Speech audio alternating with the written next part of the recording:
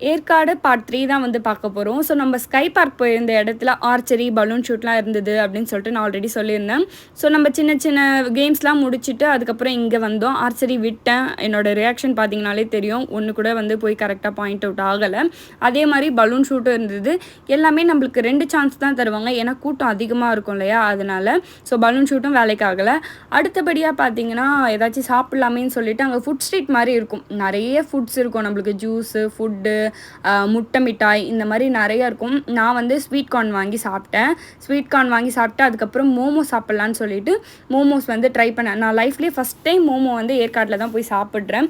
இதுக்கு முன்னாடி ஃப்ரைட் மோமோ வந்து லைட்டாக ட்ரை பண்ணேன். பட் எனக்கு அது பிடிக்கல. பட் இந்த மோமோ வேறு லெவலில் இருந்தது. கொஞ்சமாக இந்த கோபி ஃப்ரைஸு இதெல்லாம் வந்து சாப்பிட்டோம்.